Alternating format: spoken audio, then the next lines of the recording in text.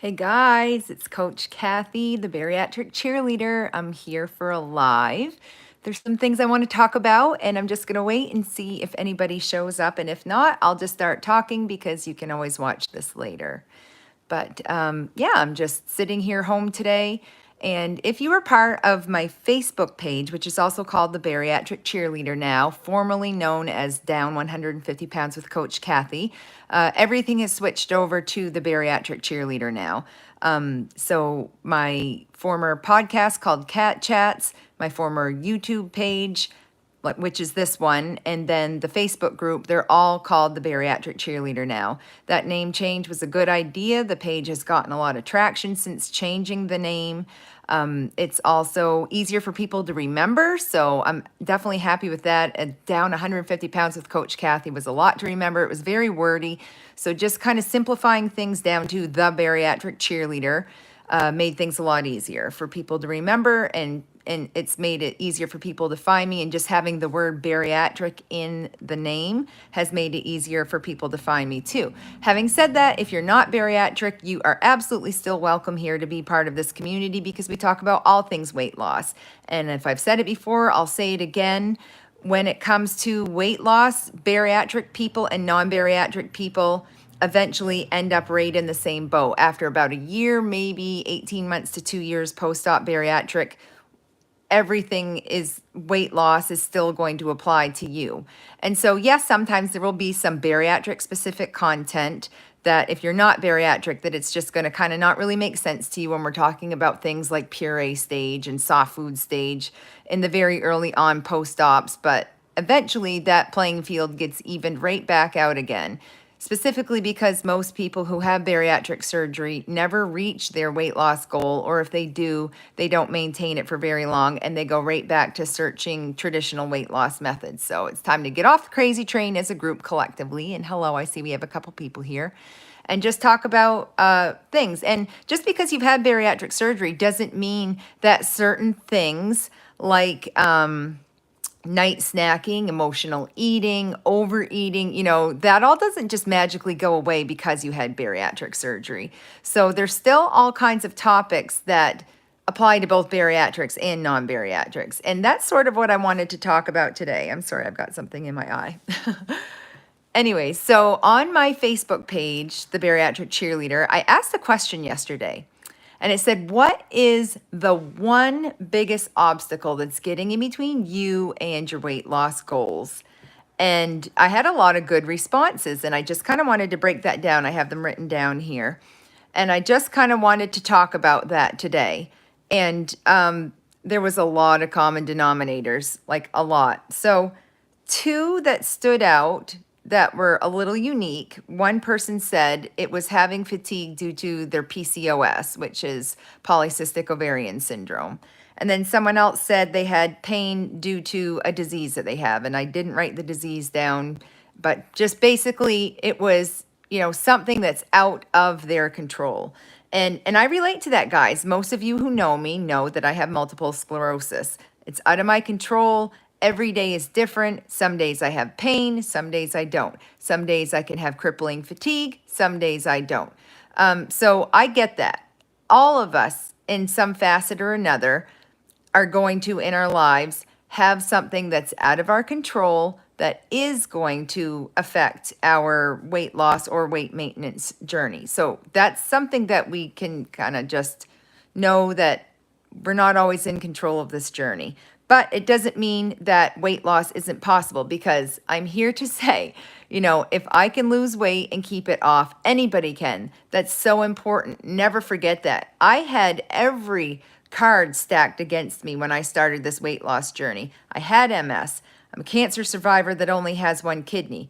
I, at one point in my life, was on 15 different medications. I had regular steroid use. I have an adrenal tumor that, and I still do, that produces an overabundance of cortisol, and cortisol and fat loss don't always jive. Sometimes I would have mobility issues and debilitating pain. You can even have mental blocks when you have an illness like this. So yes, even with all of the cards stacked against you, weight loss is still possible. I know people who are in wheelchairs who still are able to lose weight. And so I just want you to be encouraged. If you did fall into the I'm sick camp or I have a disability camp, don't think that weight loss isn't possible for you, because it absolutely is. So going back to what some of the other responses were that I saw, somebody said they were having trouble just with discipline, like just basic discipline, and they also said night snacking. Another person said time management and for movement specifically, which leads me to what my next podcast is going to be. We're really going to break down on my next podcast exercise and how it relates to your weight loss journey. That's going to be a biggie, and it's not what you think it's going to be. And I don't want to give too much away, but just know, stay tuned, because exercise and the big podcast about exercise and the big cat chat about exercise is coming up. So also, another person said they just have a hard time putting in the work, and they said specifically with meal prep. So, time management comes up a lot, and whether that's time management for exercise or time management for meal prep, but it did come up a lot. And sweets was another one. Sweets came up a lot, and it's a very real thing, guys. Some people feel completely out of control and helpless and hopeless because they have what they feel is an addiction to sugar. So that comes up a lot. But the number one thing, the number one situation that came up over and over and over on that thread was night snacking. And I remember talking about this when Coach Kathy first started, and people just kind of poo-pooing night snacking and be like, well, that's no big deal. Just stop eating at night if that's a problem. So obviously, it's not just that people can't stop eating at night. It's why. It's not the what. It's not that night snacking is the problem. It's the why we are night snacking. Why are we turning to the ice cream in the deep freezer? Why are we turning to the snack cabinet? Why do we keep going and opening up the fridge over and over at 8, 9, 10 o'clock at night when we've already had a very good supper? Why are we doing this? And most of the time, it's not because we're hungry. Most of the time, if we're being completely honest with ourselves, it's because we are searching for what I call food anesthesia. We are trying to fill a felt need that isn't hunger, but we're trying to do it with food. So anytime that we eat when we aren't hungry, we're overeating. So immediately that constitutes and is classified as an overeat. And number two, it goes back to what I always say. If hunger isn't the problem, food isn't the solution. So we need to find out what the problem is. Are we anxious? Are we tired? Are we lonely? Are we actually just thirsty? Or do we want to have that hit of dopamine and serotonin? Because it feels good to eat food that tastes good. But if we're eating it when we're not hungry, we're not actually going to satisfy what the real problem is. So first of all, I love using the HALT method, HALT. H, are you actually hungry? Because if you are actually hungry at night, you should eat. If you have ever looked at my doable hunger scale, where we rate hunger as a 1, a 2, a 3, or a 4, hunger that's a 1 or a 2 does not need to be fed. Hunger that's a 3 or a 4 does need to be fed. And go to my Bariatric Cheerleader page on Facebook, join the group, and find that document. And I've added it in a few of videos that I've done here on YouTube too. But basically, a hunger that's a level 1 is just like you had a thought of hunger, like, oh, geez, I could eat something maybe, or maybe I want something to eat. And then it passes immediately. Even hunger level number 2, you might even have like a belly growl and be like, oh, I think I could eat in a little while. And if you have a drink of water and it passes, that's not the time to eat. So 1s and 2s do not need to be addressed with food. Sometimes you're actually just thirsty, or you just, maybe had food stimulation, because that stimulation is everywhere. It's in the billboards when we're driving our car. It's in the radio station ads for a restaurant or something. It can be definitely on YouTube, Facebook, Instagram. You go scrolling through reels, about every other thing you're going to see is going to be a food trigger and food stimulation. And absolutely, the advertisements come fast and hard, especially after 9 o'clock at night. Advertisers know what they're doing. When you see food commercials at 10 p.m., they don't look like the food commercials that you see at 10 a.m. At 10 a.m., it's often going to be diet foods. It's often going to be like meal prep solutions, and it's going to be diet pill ads, and it's going to be Jenny Craig and Nutrisystem and Weight Watchers ads. People are super motivated to make healthy food choices at 10 a.m.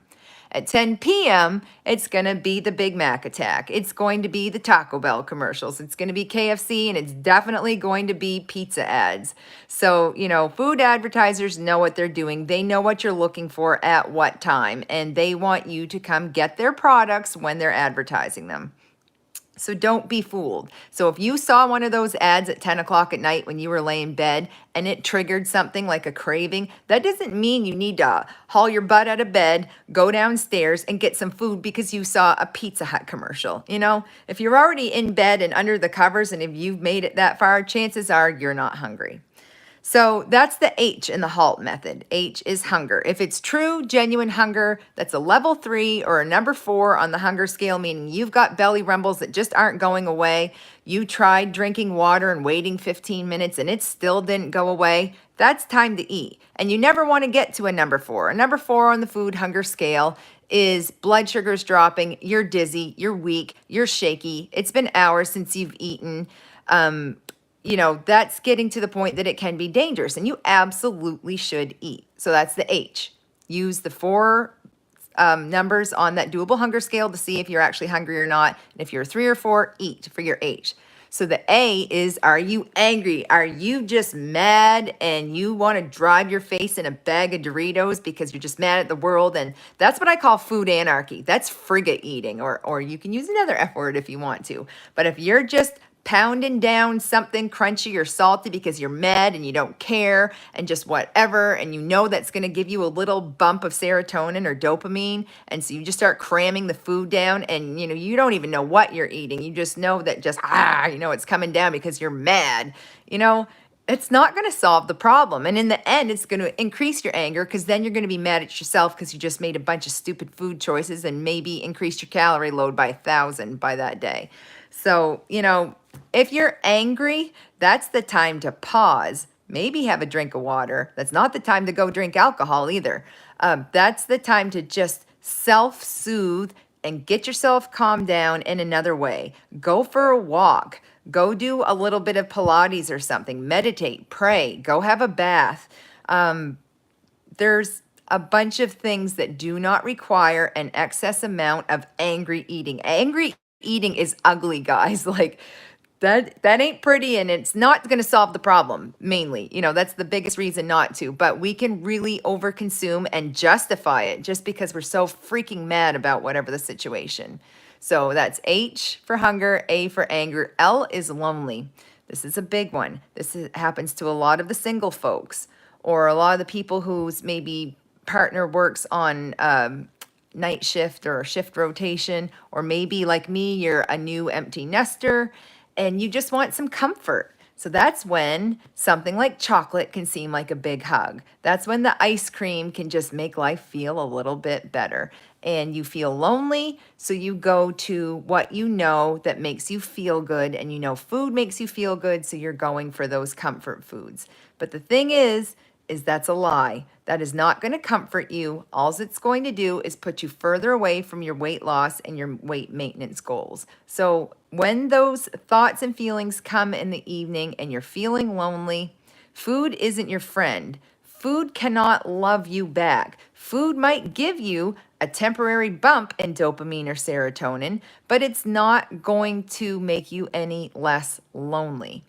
And so love yourself enough and be your own advocate and make yourself feel better by making smart food choices and knowing that just because you're lonely doesn't mean you need to go for high calorie foods.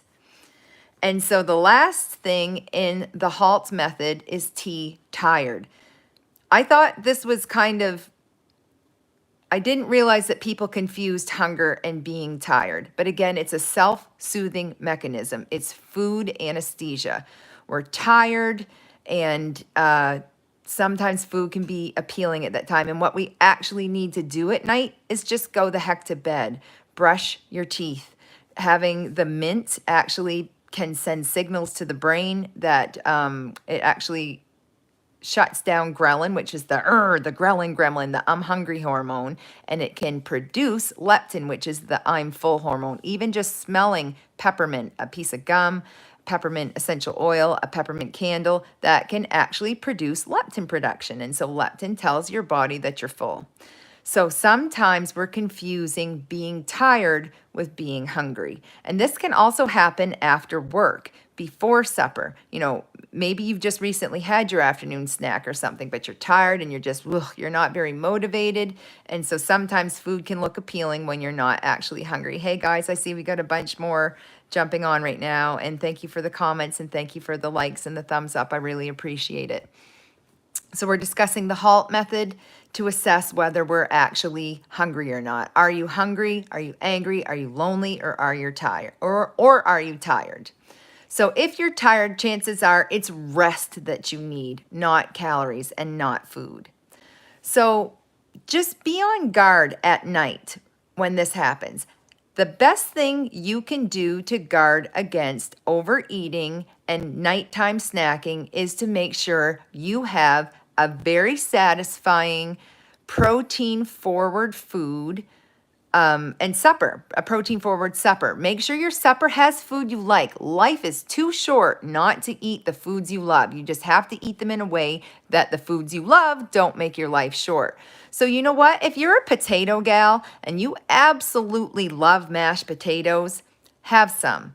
Just don't have 3.5 cups of it topped with, I can't believe it's not butter. Be smart about things. Don't deny yourself all of the foods that you love because you've started a weight loss journey. Because if you deny yourself over and over and over, studies show, and from my own personal experience, I know that you're going to end up binging on those things later. So if it feels good and makes you feel satisfied to have 1/4 cup of mashed potatoes or a couple of pieces of potatoes with whatever else you're having for supper, do it. Do it. Just don't overeat on it. Be smart about things. And so protein is going to sustain you. It's going to get you through those next few evening hours. And so most of us are eating supper between the hours of 4 and 6. Most of us go to bed around 10 o'clock. That seems to be like the average bedtime. So if you are one of those people that's eating supper at 4, but you're not going to go to bed until 10, you may be more prone to night snacking. So maybe consider bumping your supper time back a little bit. Instead of eating at 4, try eating at 5, try eating at 6. And if you do go to bed at 11 or 12, maybe try going to bed at 10, try going to bed at 9, or at least start the process. Get your pajamas on, turn the lights down, brush your teeth, have a cup of tea. You can have something that's kind of tasty and is comforting, like some chocolate rooibos tea, or there's a new dirty chai tea that President's Choice makes that I love. And it really makes me feel like I'm having a sweet treat. I also really love, they're called the London Fog. So it's the Earl Grey tea with a little bit of sugar-free vanilla sweetener and maybe a little bump of cream or milk in there. When I have that at night, I don't care if I have anything else. And if I am actually hungry, I will eat something. But night snacking in particular seems to be so many people's Achilles heel. And it's not because they're hungry most of the time. It is because they're angry, they're lonely, they're tired, they're bored. It's just habit. A lot of people night snack out of habit or because of those food triggers that are coming from whatever they're watching on TV. So a habit can be made or broken in as little as 21 days. And so right now, Coach Kathy, me, the bariatric cheerleader, I'm doing a March motivation challenge. And if you haven't watched that yet, go find that video. It's not far down on my YouTube channel. And we're talking about it too on my Facebook page, the Bariatric Cheerleader.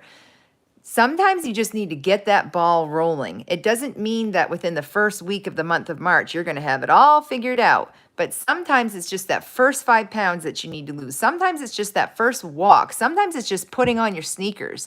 Sometimes it's just switching out that night snack that's normally a bowl of ice cream for the cup of tea and just see how it goes. But when you do 1 2, 3 days in a row of something that's going to positively benefit you, it gets that momentum going. And sometimes that's all you need is the momentum. Because I see so many March motivation challenges and motivation this and motivation that. Motivation's great, but it doesn't last. Motivation always taps out. And sometimes all it takes, especially for that PCOS girl or that girl that has pain or like me with MS, sometimes it just takes that one bad day. Your motivation is out the door and it doesn't come back for a long, long time. But with momentum, you're cultivating those small, doable changes, those very easy switches, those healthy habits, just changing something small and doing it over and over and over. That builds momentum. And so do what you need to do this month during the month of March to get that ball rolling. And if night snacking is the problem for you, if you're one of these people on this list that's really your hang up, do a small change and commit to it and do it every single day for the month of March and just see what happens. What do you have to lose besides some extra weight? What do you have to lose besides some bad habits?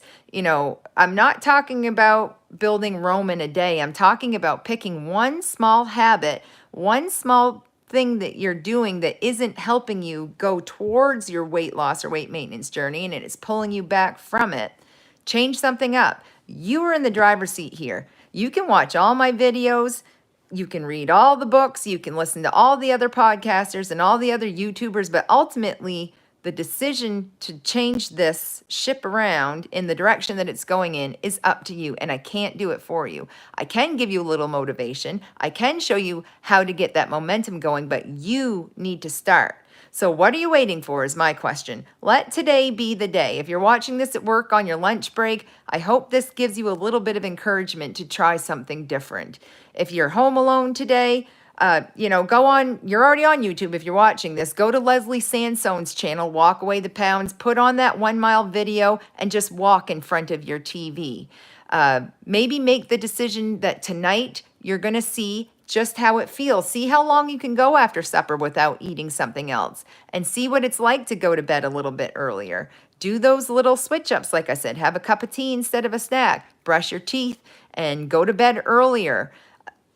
Do something for yourself. It will never be the wrong decision to do something for yourself. It's always the right decision to make a small change in your life that's going to start cultivating healthy, easy, doable habits that over time produce big change. I love that analogy of the guy that was going to give up. He was trying to break a rock in half and he was hitting it with a hammer over and over and over. And on swing 98, he almost quit. And then on swing 99, he almost quit. But guess what happens on swing 100? That rock broke in half.